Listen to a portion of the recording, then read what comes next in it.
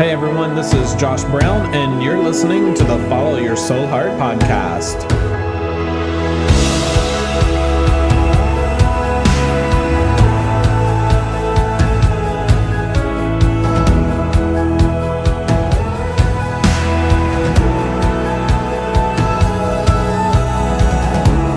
Today's topic is one I'm super stoked about. We're talking about making a positive impact in the lives of others and what that looks like right here at Soulheart. In fact, today I have a special guest, Lou DiBona, one of my really good friends. Lou spent 15 years in military service starting in the 70s. He's currently an independent cab driver transporting people all around the broader Phoenix area. He's a church planner with the Lighthouse Network, a business advisor to me ever since the day that we started Soulheart. And he's also one of the few people that I'll ever call going into a dangerous situation. So Lou, welcome to the podcast. Thank you. That was fun. Yeah. Lou is a very straightforward shooter guy, so don't expect long-winded conversations, but he's one of my dearest friends. We are accountability partners. We'll dive into what that looks like here in a minute, but I thought we might start out with talking about the mission of Soulheart and then go into, all the things that we've done since then, how we implement it, what we're going to do in 2018. Hopefully we'll be able to share some of the practical insights with you guys on what that looks like. So the very first thing we can start with is the mission that I kind of started with Soulheart. I mean, we talked about it, I think, before I ever started the company, but the mission that we have is to make a positive impact in the lives of others. So I guess our first question is, why is it important to make a positive impact in today's generation and culture, in your opinion? It's needed. Without, there's so much negativity out there that we need to be positive. We need to be positive for ourselves, for our families, and for those that we affect around us. Yeah. I mean, there's so much negativity out there that it's tough to find people that are positive about where they're at and what they're doing. Yeah. So our goal is to be positive by being accountable to each other and then taking that forward. Yeah. However that looks. Exactly. Yeah, I think one of the things that's brought us together was the very first. So to give you a little bit of background, I served as a youth pastor in inner city Tempe, and Lou is the janitor. And I walk out one day, and we'd already kind of connected before in some of the little intro meetings, but I walked outside one day, and we just started talking, and very quickly we were telling jokes and cutting up and having a good time, and we founded the whole relationship that we have on that positive influence. Well, I think the first thing for me is when he sent a letter to when he became youth minister at our place that in his letter Josh had put what can Brown do for you. So when I read that, I figured, yeah, I'm going to hit it off great with this guy. So that was a positive thing for me. Yeah. I mean, and that's the thing with positive impact in people's lives. You're not having to go and give them a car always, or sometimes it's as simple as a smile. And I know you've told me a lot of instances as a cab driver of people that you've done something just to us it wouldn't mean a lot. It means something, but not like the end of the world. And for them, it's just like, wow, I can't believe a cab driver would do this. Like, do you have any examples of that? I think you had one recently about a lady who was helping transport kids, or I don't know if it was a foster care system or something like that out of Texas. Yeah, the incident was there's a lady who had a job that she transports children basically to detention centers, federal detention centers, and around the country. And this, I didn't know at the time, but picked her up at the airport, took her down to the federal detention center in Phoenix. She had a child with her. My goal is to make children happy because they see enough as it is, at least what I see. Yeah. So made her smile, had a good laugh. Come to find out that this girl is taking her to her father that was in the federal detention center. And I don't know why the Lord showed me this, but he does show me some things. And they were going to be deported back to their country. And I thought, we talk about being foreigners. The Lord tells us we are foreigners in the land, and we're supposed to take care of them. So that opened my eyes to the idea that we need to do something. We just can't sit and watch. We need to be able to do something, regardless of how small it is. We need to do something. And that was a wake-up call for me that week on not sitting back and just waiting for something to happen. We need to step out and do something. Yeah. I think that mentality right there is what kind of defines our relationship, but just step out and do something. You know, I mean, going all the way back to, for those of you that don't know my journey, I left the church and ended up moving to Nashville where I worked at the YMCA. During that time, Lou and his wife ended up moving for a season to Alabama. And so he was in Alabama, I was in Tennessee, and we came together and decided to plant a church in Kentucky because why not? Why not be in 3 states every weekend? But we had this crazy idea, and it actually led to saying, hey, how can we go impact college students? How can we make a positive impact in the lives of college students from, especially ones around the world, different countries that have come into the U.S., they're studying, they just, want to fit in with Americans, but they don't know how, and there's not really a whole lot of avenues other than being around people that are of their own culture. But part of the reason they're here is to learn the American culture. And one of the guys we met early on, he came over to my house, and he had never stepped foot in an American church until that moment, and he'd been in America for 6 months. We started that in a hotel in Tennessee because no one else would give us a shot because of all the paperwork and regulations or whatever. But we started it in a hotel. We got permission to start in a hotel.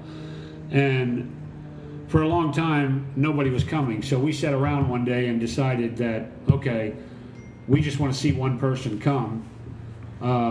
Prayed one Sunday. The next Sunday, somebody showed up. But we also realized we were making an impact on people, the employees that were working at that hotel. Yeah. Just because because we were expecting people to come to what we were doing at the hotel. Mm-hmm. We thought, well, nobody's coming, but we soon realized that we had an impact on the employees that were there. Yeah. And that's how we met the individual who had been in the country for a while. Yeah, yeah. That didn't. Yeah, that was pretty wild when he showed up at my house, and I was like, how many American homes have you been in? And he was like, none. This is the first. And in fact, he didn't know that the meal, like hamburger, I think we were going to cook some steak or something like that, and he didn't realize it was beef. And in his country, his background and religion was, I don't eat beef. And so we switched it to chicken because we didn't want to offend him, because you have to understand and know about those things. But that gave us that confidence to then go further north in Kentucky and reach out to I think it was the BCM director at the time, and we started a ping pong tournament. From an idea like that, having a mentality of the Lord laid something on our heart, which was college students were around this area and they weren't getting plugged in. And the Christian students that we knew were real focused on the Christian students. Yeah. They weren't really getting out of their comfort zone. Nobody was challenging them. And so we go to the BCM and say, hey, we want to put on a ping pong tournament. We had done this before at my first church where Lou had worked as a janitor and I was a youth leader, and we knew it would work. But more than that, we knew it would foster those relationships. And we had, I don't know, like 60, 70, 80 people. Yeah, we had about 60 the first time. We had about 80 the second time. Yeah. And on both occasions, there were activities scheduled by the individuals that were at the BSM. Yeah, I remember that. There was like... The second one, they had a movie outside the facility, but the international students and some non-international students came to our event, ping pong tournament, and then went to the movie after we were done. Yeah. So, but the idea is reaching out, taking a step forward, and moving out with whatever idea you have, and not just doing something with it. And that's what we've always done. Is we've talked about it, we sit around. That's what we're doing right now. We sit around, we talk about an idea. And then we just let the Lord open the door, and then we move out and follow the lead out. Yeah. We don't wait on people. We don't wait on an organization, because as we say, or as it has been said, if it's the Lord's Will, it's his bill, so he supplies all our needs we've ever had. Yeah, and we've always seen that happen. Those instances where we're like, all right, we're gonna. And many times, like that night, we didn't know how many people were coming, and it was as simple as knowing, all right, we're gonna order X amount of pizzas, and we had just enough to feed everybody, and all the volunteers, we got to send them home with several like slices of pizza each or something like that, and so it gave us influence. It gave college students a place to come. It gave international students a place to feel like they were welcome, loved, belong, and it was in a non-threatening environment too, which I think is a big key for anybody that's out there that's trying to find a way to impact people in their community. Do it in a non-threatening environment. And you don't need an agenda. Yes. There doesn't have to be an agenda. You have an idea, move forward with the idea. There doesn't need to be agenda. You don't have to do something because you're having an event. You need to do this at the event. No. Key for us has been do the event, meet the people, build relationships. Yeah, exactly. We don't normally plan. The only planning we do is what we're doing right here. This is how we plan. Yeah. Then we move out and find out how we get the resources together and we go do it. We don't normally say we're going to do this during the event. I don't think we've ever done that. No. Well, and I think when you don't have an agenda, then you can be more authentic. That's the problem that so many leaders, whether you're in business or church ministry or trying to, launch something as an entrepreneur, people can tell right away if you're not being genuine, if you're being inauthentic. And so rather than go in with like, all right, our agenda is to see 4 people end up coming to the church later, guess what? We only had one person that ever showed up to the church plant that we had, but yet we had 60 and then eventually 80 students that showed up to the 2 ping pong tournaments. And that was what we were called to do at the time. We had an idea. We stepped out. Our plan, we formulated the practical side of the plan, but, we didn't formulate like, hey, I want 7 individuals to convert from there over here. Nope. That's going to happen naturally as long as you've got the right mentality going in, which is building a relationship, making an impact, and ultimately giving people a safe place to come and, like I said, not feel threatened. Definitely. Yeah, I agree. That's how it's worked for us. So speaking of that and ideas, every year Lou and I start off the year with a 40-day fast. In fact, I've got a podcast coming out pretty soon that's going to be, I think the topic I wrote up the other day was how I fasted for 40 days and lived to tell the tale. And it's not eating for 40 days and just drinking water, but we do something that's different for 40 days, whether it's, I think one year we cut something out of our lives. Yes. Other years we've added something into our lives, like spending time reading scripture every day, or one year it was, there were 10 statements from Stephen Furtick's Yes. Sun Stand Still book. Yes. Which if you haven't read that, whether you're in ministry or not, it's a fantastic read. But there's 10 statements in there. And so for 40 days, every morning, like in the book, I think Furtick talks about he would pray or speak those statements to him. So for 40 days, every day, those statements, first thing waking up. And it was, just some really encouraging word. This year, we started it off with sharing a Bible verse every day, and just the verse name and numbers. Which means we each had to look it up. We didn't want to send the verse to each other. We wanted us to, because we had to take the time to look up the verse. Yeah. Which means put us in Scripture. Yeah, exactly. So each day we sent each other a verse that we each had to look up. Mm-hmm. And I think that, at first I was like, well, that's kind of cheesy. Why can't I just text the verse? Because in the Bible app, if you go there and you've ever used it, when you go and you share a verse, too easy to do. It just dumps everything into the text message. And it requires us to do work, and I think that's what we need to do. We need to do work. If we're gonna be leaders, then we need to step out and do the work ourselves. If we want people to follow us or be a leader, from my experience, that means you need to step out and you need to work at it. Yeah. Because it doesn't come easy being a leader. No, not at all. It doesn't come easy being a leader. Whether you start your own business, whether you're in church, wherever you're at. For me, a cab driver, I don't want to be just a cab driver. Mm-hmm. I want to be the guy that when you get in my cab, there's a difference. Mm-hmm. So simply, Josh talked about earlier, doing something different that may be positive in somebody's life. Just opening the door for the person, that's a positive thing. Because they don't expect it. No. They don't expect it.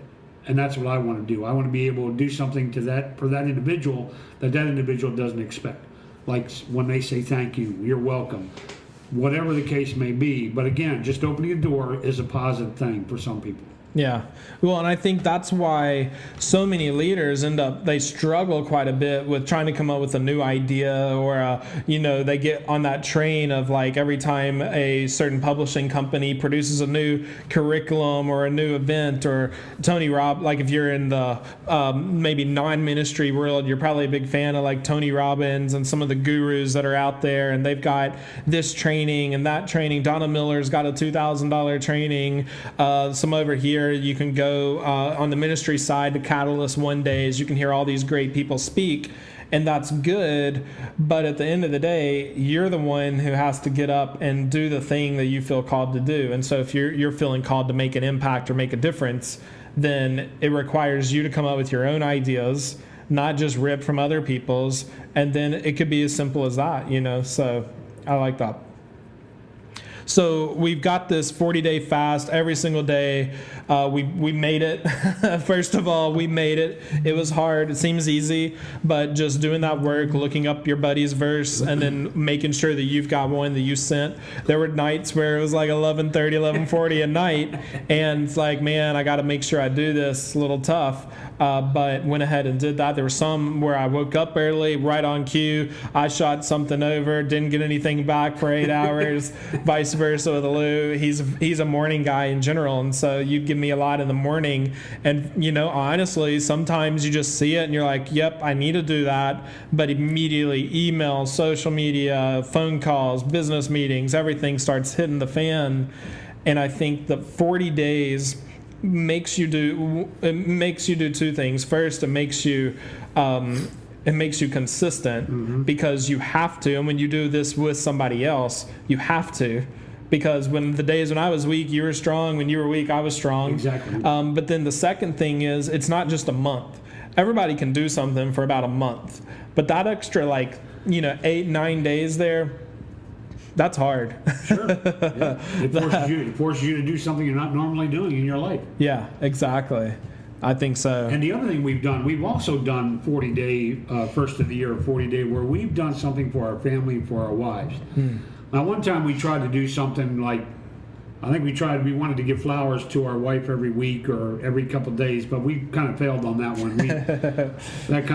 Good intentions, bad execution. We execute that. So, do we fail? Yeah, we fail all the time. Yeah. We fail all the time. But the idea is to get back up, try something else, do something else, continue forward. Yeah. Sometimes it doesn't work, and sometimes it's not going to work in business either. I mean, Josh has had several occasions where things didn't work out, but, still get up, do the thing, do what you got to do, get out there and do it, and continue down the road to where you want to be. Yeah. We make plans. Do the plans always fall out or come to fruition? Not all the time, but again, we take a day at a time. Yeah. Day at a time. One day at a time. Well, and I think the one thing that helps in what we do, it goes all the way back to the beginning, and you probably remember this, but when I called you and I was like, hey, I'm going to start a company, and so we laughed a little bit because I think you thought it was a joke, funny. but Yeah, that was funny. I was serious. And then I was like, well, I'm going to leave a stable job at $100 million nonprofit. And you're like, oh, you're going to leave. Like, oh, well, in that case, and what I was thinking, I'm talking to Lou, and I'm thinking the first thing he's going to say is, make sure your tax code's in order, make sure you got your equipment, make sure you got everything ready before you start your company. And the first thing he said was, today you need to commit that you're never going to work on a Sunday. And I was like, well, yeah, it's the day that, I'm like, we come from a faith background. And so, we go through and we make sure that every week we're, pretty consistent in church and ministry and life like that. But what I began to realize immediately when he said that is when I worked at my nonprofit, I would do quote unquote freelance, but technically that was work, and I was working 7 days a week. Yep. And the very first Can't thing do that it. you told me was make sure Sunday is day off no matter what. And that was, I tell you, it was hard. It's still hard, but that's been one of the best pieces of advice that I've ever been given. And I think it's obviously got a spiritual aspect of, the Lord created the world 6 days, seventh day he rested, but it also has a pretty practical aspect, which is we can't just be on all the time. No. Because especially as men, if we're on all the time, then we're checking out somewhere else. Yep. And so if we're on 7 days a week, then we're going to miss that time with our families, with our wives, with, people that we have influence on that, we just need to spend time mentoring. I know you've got a bunch of grandsons that you're trying to speak life into, and grandkids. And for me, I've got a couple of boys that I've been able to take hunting and just teach and train on just general life stuff. And then I've got my own kids, my 3 and my wife, and spend time with my father-in-law, making sure that I'm just staying well grounded. So what do you see as the value in giving that day up and investing it in, things like family and friendships? Well, you have to understand, first of all, we are believers, so that you can't take that away from us. So everything we do is around our belief system. We don't compromise that. We don't push it. We don't. That's who we are. This is who we are. We sit, we discuss, do what we're doing right now. We do this all the time. Yeah.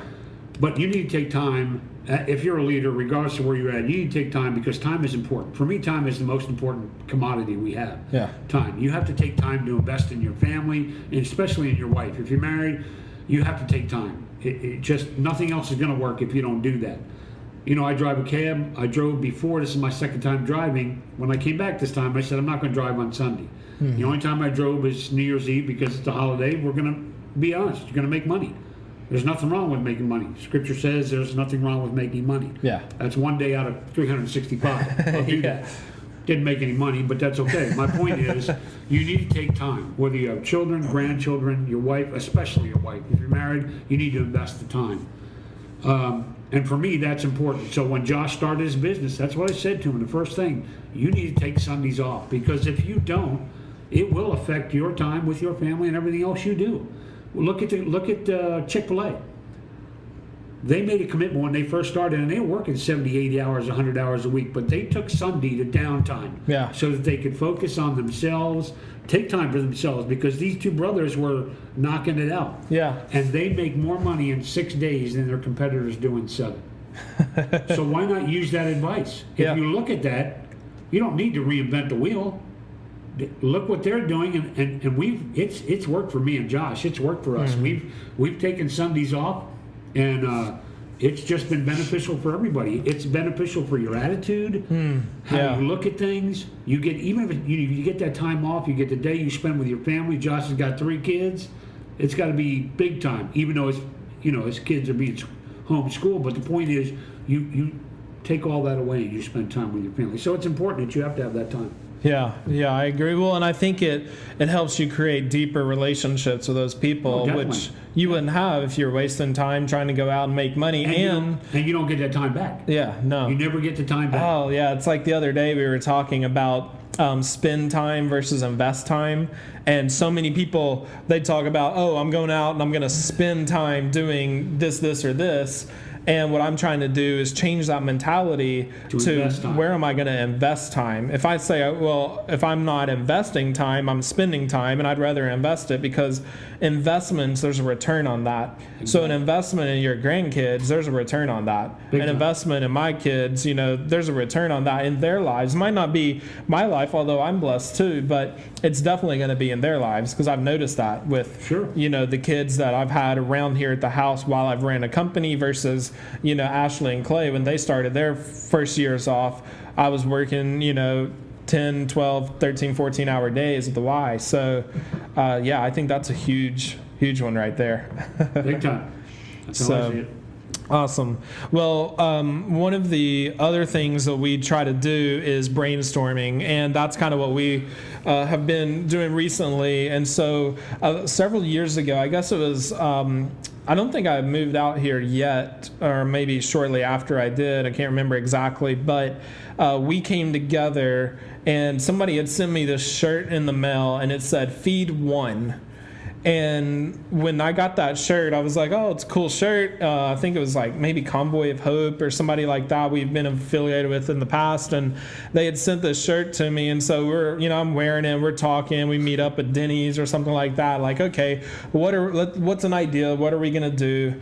And we knew Thanksgiving was coming up. Yes. And so we were like, all right, should we plan a big thing? Should we do something? And I looked down and I'm like, well, there's the answer, Feed One.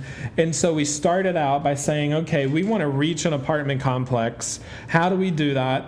Answer, Feed One. And so what did we do? We went and we bought a meal, if you remember, on Thanksgiving Day, the morning before everybody started doing everything else. And so we get a giant Thanksgiving meal for two, I think it was like a mom and a son, and that you had met or through somebody who knew somebody else, and they probably had a third cousin, and then we got connected. And so we got a Thanksgiving meal. Denny's put the whole thing together for us, and we took it down somewhere in inner city Phoenix, I feel like, and gave it to this family. And there was actually more than just the mom and the son. So thankful, though, on Thanksgiving. And so it sparked this idea of, okay, we did this. We fed one. Can we feed? And I think we asked, can we feed a whole village? Yeah. And within 1 year of having an idea, brainstorming, talking, building relationships, we actually got to do that. And what was the whole premise of that? Do you remember? There was a lady who worked with there was a lady Catholic we made contact Charities. with Catholic. I think she was working with Catholic Charities. I'm not sure. I believe so. Well, we made contact at where we delivered the one meal. We found out that there was a resource person. I don't know what her title was, but she was supposedly taking care of the needs of the people in this complex. So I made contact with her. Come to find out, she had a second apartment that people needed food at, so that next year we fed 2 apartment complexes a Thanksgiving meal. Out of our own pocket for the most part. For the most part. I mean, we had some help with Lighthouse Network, which you're affiliated with, but we had asked the Lord to provide, and we gave above and beyond ourselves, and we put it all together. And I think it cost us $1,100, if I remember right. Yeah. And we fed one apartment we fed over probably 120 in one apartment, and I think 70 or 80 on another apartment. So almost 200 units. And these are, so inside of each apartment is probably at least 2 people. Yeah. So you do the math on that one. Yeah, exactly. Now the other idea we had at one point that we've done is, and this is how it's all gets started, just like we're doing right here. The only difference we're on camera now, but we had an idea of everybody needs toilet paper and paper towels. So we came up with the idea: what if we gave paper towels and toilet paper to an apartment complex? Well, there's an apartment complex that our church was involved with for some time, so it had, I think, 75 apartments in it. So we just went to Costco, or not Costco, Sam's Club, and said, "Hey, what's the cost on it's like a pallet of toilet paper and a pallet of paper towels?" And we just delivered one day. I rented a truck. We picked it up. I think it was about $900 total. Yeah. They gave us 2 pallets. We went to the apartment complex and went down and passed it out. So what did we call it? We call it, we're going to TP an apartment complex. There you go. And TP standing for toilet paper and paper towels. So, and what was really cool about that thing is we do this, and then Lou was on the evangelism group of the local association of his church, like a church network kind of group. And so we wrote a blog about it. We wrote about, pictures, did the whole thing. And an author picked it up out of Florida. Something like that. Who had written a book on practical ways that you can love your neighbor. And when they picked it up, they ended up writing about us and saying, this is an example of a practical way to love your neighbor. And it fit with our mission. And Soulheart, we had just kind of gotten off the ground. We're already doing these things. And it was, you might say, oh, okay, that was a service project, but we made a positive impact in the lives of others, because those people, regardless of whether they said it or not, everybody needs a basic necessity of toilet paper and paper towels. I don't care where you are, who you're from. Needs that. Even your individual homes need that. Yeah. As you can tell, or as you already know, that I'm a vet, so that's a key for me. That's one of the things I try to reach out to. And what I'm going to be doing here in the next couple of weeks is having a breakfast for vets where I live. So that's right. We're going to be doing that on April 7th. We're going to have a breakfast for vets. And then what we're going to do is we are going to, what we'd like to do, one of our ideas we came up with, because I'm a vet, is a lot of vets don't have recordings or history or copies, or they don't talk about their experience. So what we want to do, me and Josh, since Josh knows how to do all this technical stuff, I'm not even close. My grandchildren show me how to use my stuff. But we want to make recordings of the stories, if the veterans are willing to do that, tell their stories, and then we want to give a copy to their families, to the vet, no charge. No charge. It's not expensive to do this, really. Yeah. So that's hopefully on April 7th, we'll get some guys that maybe want to tell a story. If they don't, that's fine too. We don't, just an idea we're throwing out there and see what happens. Yeah. Basically, that's what we do, don't we? Yeah, we just throw them out, and honestly, that's one of the overrated parts of like being a leader. I think everybody looks at the big to-do guys and says, well, everything they do is gold. Every time they step out, the millions come and all of that, but that doesn't always happen. And in fact, they probably started at lower levels. And frankly, I don't know that I want the fame that comes along with that kind of aspect. I want to be able to know that everything I do makes an impact on someone's lives. And so veterans, obviously a huge community, huge need. A lot of these vets have stories that need to be told. We want to share those stories, tell those stories. We want to see, are there any faith implications that we can use, because that's a part of our story. Yep. And honestly, a lot of their families probably don't give them the respect they deserve, and so we want to be able to help the next generation hear those stories. Definitely. And maybe this works, maybe it doesn't, but you don't know until you go out and you try. And I think that's what we've seen, is when you experiment, you get results that tell you this worked or this didn't work. That's correct. We planted a church and we had one visitor that came. We reached the hotel staff, but we didn't have tons of people coming, and that's okay. That worked for what we needed it to do at the time, but it doesn't exist anymore because we moved away. We've kind of come together in Arizona now, and so you don't have to just have a dream, accomplish the first part of the dream. It doesn't go further, and then you give up. Yeah, it's exactly. never giving up. No. I don't think we've ever given up. Not at all. But it's recognizing. We've had seasons where, and we don't agree on everything too. That's the other thing. Josh and I mean, we don't agree on everything, and sometimes we don't. We separate for a little bit and just do our own thing for a while, and then we come back together because the Lord brings us back together because He wants something accomplished. Yeah. So just because you're a leader and you don't agree with the people around you, or even if you have a good friend or accountability partner, you don't have to agree on everything. Who says you have to agree on anything? So you just, when you come together, you just work with where you're at and what you got. Yeah. Well, and you can come together and create an idea. And then like last year, I think it was, we were sitting around and you came out with 13 different ministry ideas. I was looking at my business saying, heck no, I can't do 13 different things, You're probably saying that now, but at the time, though, that was your heart, your passion. And I said, man, I'm going to pray for you, love you, go for it. I'll only be involved on this one idea. Yeah. That's all that I could give involvement to. And I think the other thing you get caught up as being a leader is some people think that you have to have followers. I don't believe that. I don't buy that. I think if you're a leader and you're in a position where you need to lead and you're supposed to lead, then you need to lead. You need to step out. Yeah. Okay. And so, and if the Lord, again, we talk about, the Lord getting all the credit. I don't want any credit. We just lead and do what we think we should be doing. Then you need to just step out and do it.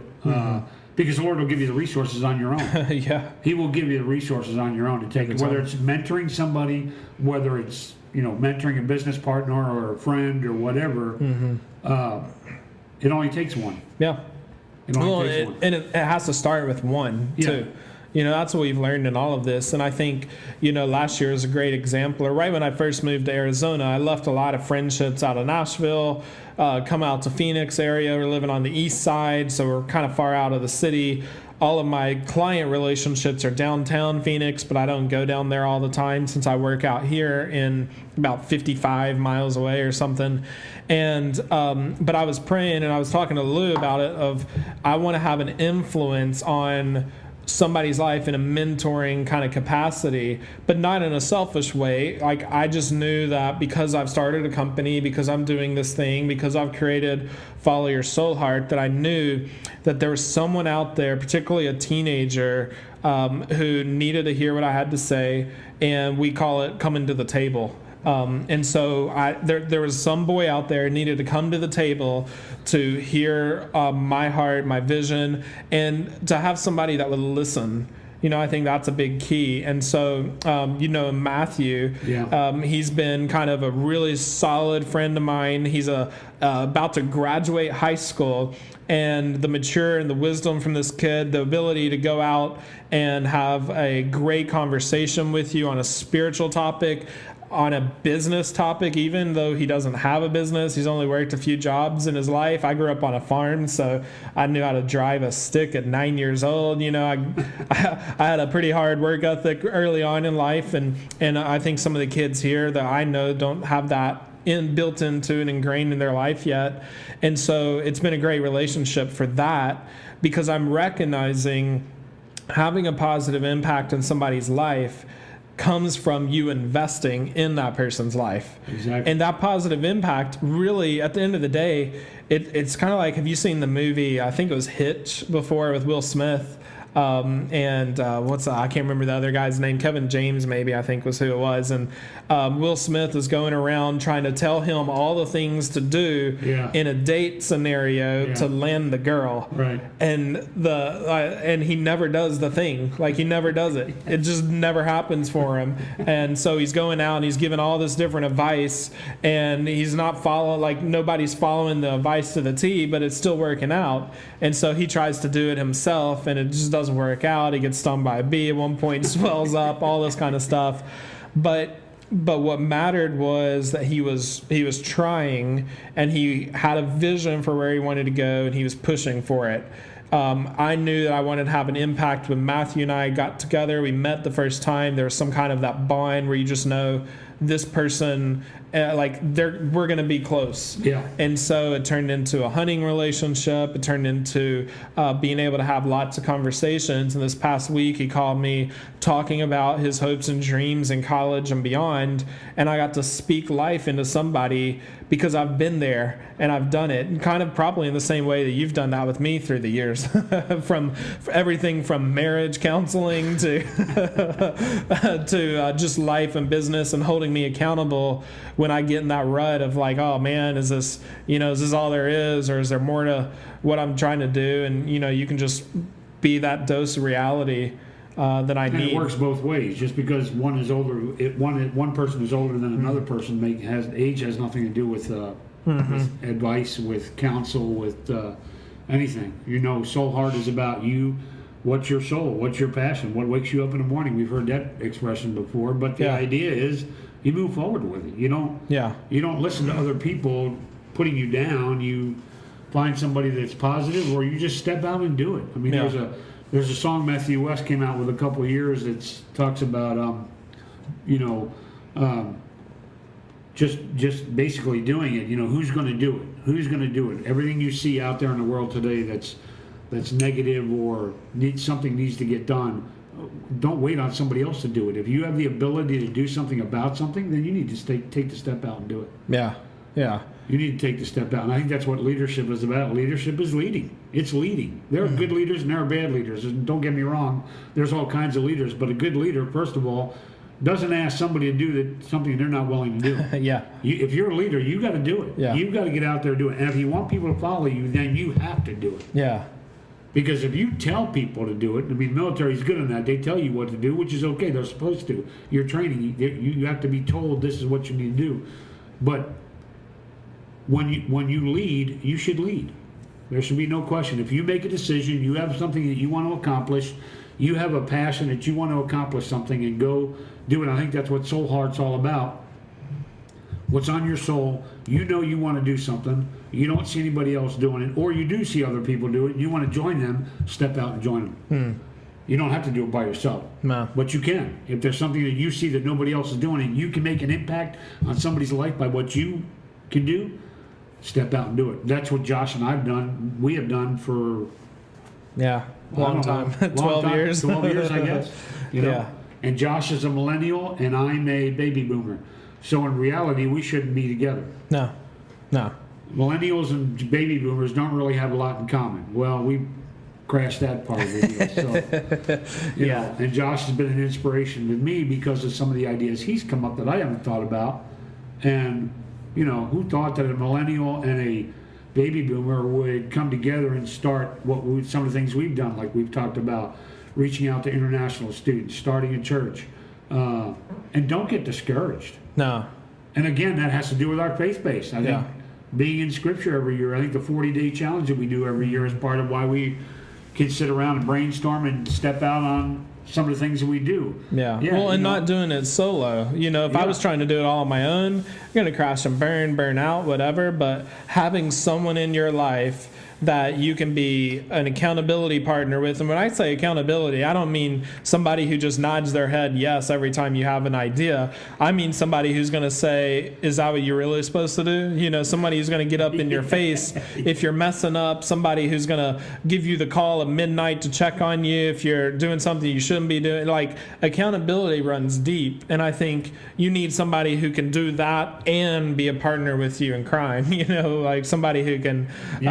if you're starting to go down the wrong road, you can have a conversation with that individual and say, okay, I see I'm going down this way. You need to help me turn it around and go the direction I'm supposed to be in. Yeah.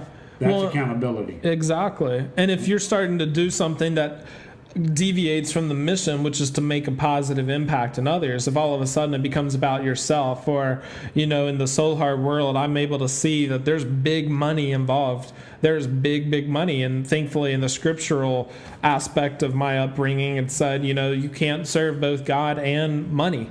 You know, you can't put money on a pedestal, and even though you want to provide for your family, take care of them, that can't be your focus. You have to have the faith that it's going to happen, the faith that God's going to bless you with it by doing the work that you're called to do. An example of having faith is, you know, driving a cab. You don't know where your money's. I don't know where my money's coming. Mm-hmm. I have no control over that, so I have to let the Lord know. Okay, you need to provide for me. Here's what I need. Yeah, I need this daily. I need this weekly.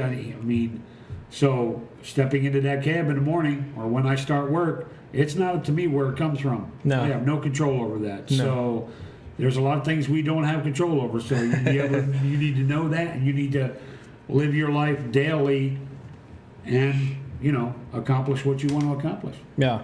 Well, and that takes us back to what we're going to be doing in April, which is a veterans breakfast, where we don't have control over the outcome. We don't have control over who shows up. Nope. I have no clue how many people are going to show up. And that's not what it's about anyway, regardless of how many show up. If the Lord left the 99 to go after one, then who am I? Yeah. Why should I sit around and worry about who's going to be there? I think that's one of the problems we as leaders, if you're a leader or if you're going to step out, you sit around and worry about, well, what's going to happen if nobody shows or if one person, who cares? The point is, the whole point of Soulheart, the whole point is to step out. Yeah. That's the whole point. Leadership is stepping out and making a difference somewhere, regardless of, even if it's not in somebody's life, just making a difference for you because you've never done that before. Yeah. The key is for you to lead, to do something that's a positive influence, even in your own life. Forget about your family if you're not married. Doesn't matter. The positive impact it has on you as an individual. Yeah. That's the key for me. Being positive regardless of what, just stepping out, being positive about it. Oh, well, I go back to when I first decided with Laura, my wife, I was like, hey, I think we need I'm supposed to start a company. and it took a while to convince her that this was a legit, not just one of my crazy ideas that I'd had before, but in that very beginning, you know, I knew what I wanted to do, but that wasn't easy to leave everything behind. I had a stable job. I had just gotten a promotion earlier in the year at the YMCA in Nashville. They were a $100 million nonprofit, tons of growth opportunities. I actually had 2 different companies the month before offer me jobs, both in Nashville and another one in Denver, for a ministry that I actually now work for as one of my clients. And all of this was happening and going on, and through it all, it was like, okay, I want to make this impact. I want to, you know, be able to have a broader impact, a bigger impact. I want to take positivity, get it out in the world through what I do in design and development. And I didn't even have great skills back then. Probably some would say I still don't, but you know, we decided to step out. And it took leaving everything behind to do it. I had to go in and resign a job, a stable job, when my wife stayed at home with our kids. We had 3 kids. She was a stay-at-home mom, you know, and yeah, she could have gone and gotten a job if worse had come to worse. But the point is, you have to get out of your comfort zone if you want to make an impact and be a leader. And you're gonna be required to do that almost every single day. Exactly. You're going to. That's right. You will have to make decisions every day that are going to come out of your comfort zone. If you're going to be leading, if you're going to make an impact on somebody's life or your own, you're going to have to make some decisions. And you know, Josh's example of him starting a business, you may not be there where you're going to start a business, but you need to do something. You need to make a decision, and maybe that is staying in your job, and that's fine. But the idea is, Soulheart is stepping out and making a decision that you want to do and make an impact somewhere. Yeah. So if it's starting a side gig or side ministry, or going and meeting at a coffee shop once a week with a group of guys and mentoring, or you know, we've had so many ideas through the years. If it's a breakfast, if it's a lunch, if it's a dinner. I mean, we used to meet with college students at Fuddruckers every Tuesday night and just sit and have conversation and enjoy time with them. And then those kind of moments would open up into either mentoring relationships and one-on-one, or on the faith side, you know, being able to talk about spiritual matters and what the purpose of life is, and on the practical side, what your purpose is, you know, like what your purpose as an individual speaking into other people's lives is. And I think it helped me, because self-awareness, that's so huge, but I wasn't very self-aware early on. And so I've grown into that over time by putting myself out there more and more and more. And I think when we come together, like I'll be a little kind of nervous about putting myself out there, but when we come together, we feed off each other's energy, and all of a sudden I'm committed to doing something I never would have on my own. So yeah, and the other thing I think you need to realize too is not everything's going to last or go as long as you think it might go. You may think you want something to go several months or years, but that's not always the case. It may only be for a couple of weeks. It may be for a month. Your idea may only last a certain season or a time. Fine. Once that's done, once you realize that, okay, we've done all we can do, you move to the next thing. Yeah. You move to the next idea. Don't stop because this didn't go as long as you think it did. I mean, our church we started in Kentucky, it went for a season. Okay, we knew it was time. Okay, we moved to something else. I moved away actually, but my point is, it may only last for a season. It may only last for a certain amount of time, and that's fine. That means it was only supposed to last for that long. Yeah. So now you move to the next idea. The idea, I think that's why we brainstorm. We sit and talk, because as we talk, we come up with ideas. The Lord puts ideas in our head, or an event or something, and then we move out with that. Yeah. And that's what we do. Like the second the idea's there's no more like considering it, thinking about it. It's like, okay, this is this is where we want to go. Boom, let's roll. Now, if we had a ton of staff underneath us or things of that nature at this point, then we would probably brainstorm it in a better, like in a more unique, more involved context, but it would still be the same process, which is sit down with friends, just talking, dreaming, thinking through, and then come up with something. And I like Starbucks is like our venue usually. Starbucks or a late night phone call, exactly. one or the other. I'll be walking outside and my neighbors are wondering what in the world's that guy yelling about. And or me standing outside of QT having a conversation with Josh, and people wanting to know why I'm standing outside of QT having a conversation for 30 minutes. But that's how it happens. Yeah. That's how it happens. So I think it just shows like when you're in constant communication, you're spending time building relationships with others, and your focus is on making a positive impact, then you're going to be successful in everything that you do. If you take some of those practical tips that we talked about and do that, I think it's just going to help you be a better leader, run a better business, be a better church planner, a better just employee if you're at a job working for other people. I think just overall your life is going to have so much more meaning, and that's why we decided in Soulheart that to make a positive impact on the lives of others is going to be the essential core mission that we have moving forward. So and I hope we do this. We're going to do this more often. That's for sure. Yeah. And the next time, sometimes when we do this, may not be an agenda, because Josh and I sit around and talk. We just made this to break this out and just have conversation, and it may not go anywhere. It may go somewhere, and you may not understand it. That's not the point. The point is two individuals who have come together and just hashing stuff out. Yeah.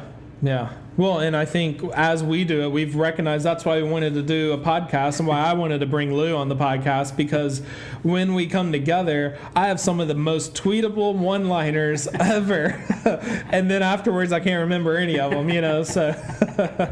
Or we'll come together, we'll have the most brilliant idea, and then we just leave and we're like, hey, what was that idea again? Because I forgot to write it down. And so it just shows when you're going off the cuff, when you're going with, we know we're coming together to have a conversation, but it leads to so many different things, and I value that, and I think that's why we've been successful in our own businesses and in life and marriage and ministry and all kinds of other areas. So there it is, brother. There it is, brother. Well, I just want to say to everybody that's listened this far, thanks so much for your attention. As always, you can email me, josh@soulheart.co. Check out the podcast, check out the other episodes. I think eventually, if we can get some of these videos recorded too, we're going to launch it out on YouTube so you can see. Unfortunately, I think the camera quit in the middle of this one. So you never know what you're going to get. But this has been another episode of the Follow Your Soul Heart podcast.